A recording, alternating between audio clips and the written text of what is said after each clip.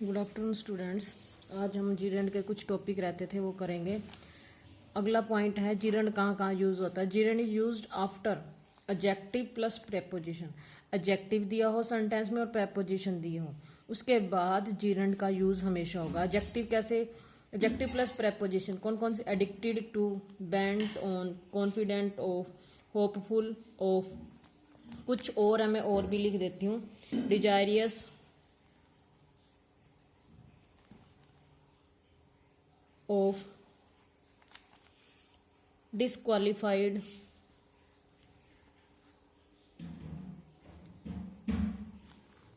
from, tired of, accustomed to। इनके बाद हमेशा जीरंड यूज होता है। एडिक्टेड मतलब आदी होना, बेंट मतलब नतमस्तक, कॉन्फिडेंट मतलब निश्चित, होपफुल आशान्वित होना, आशावादी होना, डिजारियस इच्छुक या उत्सुक होना, डिस्क्वालिफाइड अयोग्य, टायर्ड थका हुआ, कस्टम्ड आदि होना। इनके बाद ये जो प्रेपोजिशन के बाद हमेशा जीरंड यूज होगा। आगे दे रखा है कुछ फ्लोइंग वर्ब्स हैं, उनके बाद बेयर इन्फिनेटिव या जीरंड यूज कर सकते हैं। कुछ वर्ब हैं जिनके बाद या तो हम ऑब्जेक्ट दिया हो, जो वर्ब हैं इनके बाद क्या हो, ये वर्ब प्लस ऑब्जेक्ट प्लस यहाँ वर्ब की फर्स्ट फॉर्म भी फिल कर सकते हैं या आईएनजी की भी फॉर्म फिल कर सकते हैं। Feel, hear, notice, observe, see, watch, ये जो वर्ब है इनके बाद अगर ऑब्जेक्ट होगा तो यहाँ वर्ब की फर्स्ट फॉर्म भी फिल कर सकते हैं और आईएनजी की फॉर्म भी फिल कर सकते। आई हर्ड हर कम इन, हर ये वर्ब की फर्स्ट फॉर्म है और ये ऑब्जेक्ट और इसके बाद बेयर इन्फिनिटिव। और ये किस में होना चाहिए? एक्टिव वॉइस में होना चाहिए, एक्टिव सेंस में होना चाहिए, एक्टिव स्टाइल में होना चाहिए।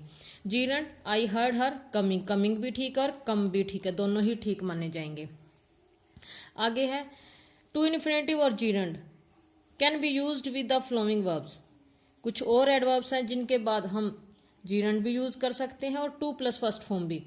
Advise, allow, attempt, begin, continue, hate, intend, learn, like, love, remember, start. इनके बाद हम टू इन्फिनेटिव भी यूज कर सकते हैं और जीरंड भी यूज सकते हैं। I remembered to see him, ये रिमेंबर्ड के बाद fill in the blanks I, तो वहां टू सी भी ठीक होगा, टू प्लस फर्स्ट फॉर्म भी ठीक होगी और फर्स्ट फॉर्म प्लस आईएनजी। अब आ गया नीड और वांट। नीड और वांट जो वर्ड है इनके बाद जीरंड यूज होता है पैसिव फॉर्म में।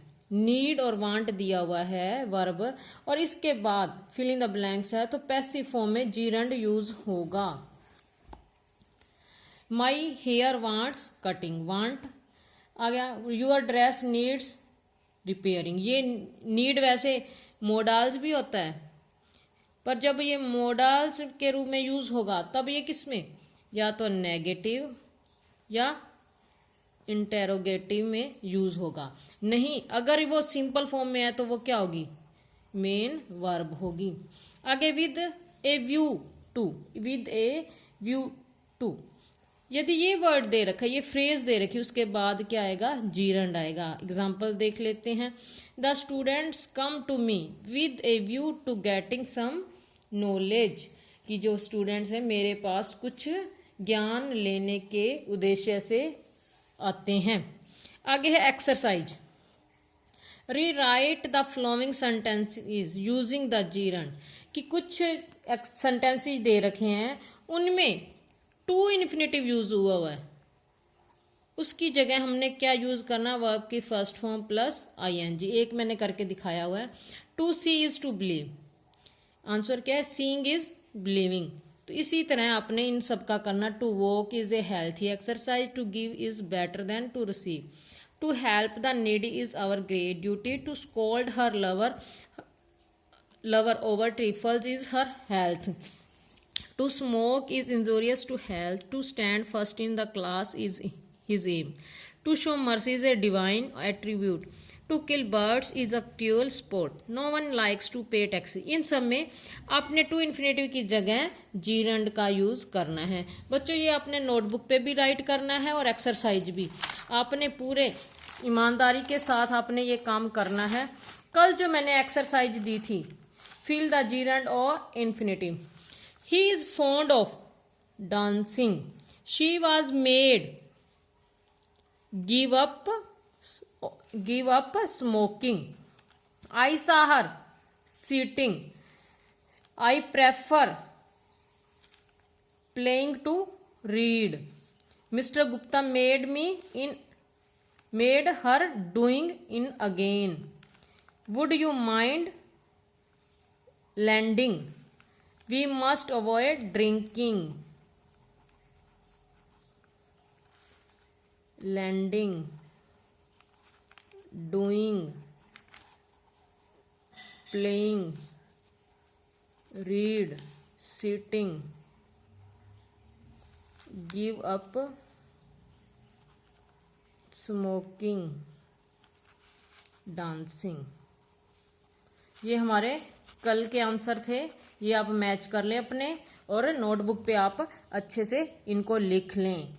और सीरियसली आप जो ये अब तक का हमारा बेयर इन्फिनेटिव और टू इन्फिनेटिव के जो रूल हैं वो हो चुके हैं, आगे पार्टिसिपल्स के रह गए। यहाँ तक हमारा 70% का टॉपिक क्लियर हो जाता है। और ये जो रूल है आप साथ की साथ इनको लर्न करोगे तभी ये नॉन फाइनाइट्स का टॉपिक हो पाएगा। अगर आप साथ की साथ रूल नहीं करोगे, साथ के साथ एक्सरसाइज की प्रैक्टिस नहीं करोगे तो आपके रूल बिल्कुल भी लर्न नहीं होंगे। और ये रूल तभी आपको लर्न हो पाएंगे जब ये साथ के साथ जो सेंटेंसेज दिए जाते हैं, बाई चांस आपको सेंटेंस रूल्स याद नहीं होते तो आप क्या करो कि इन सेंटेंसेज को देखो, फिर रूल्स को देखो कि कौन सा रूल एप्लीकेबल हो रहा है।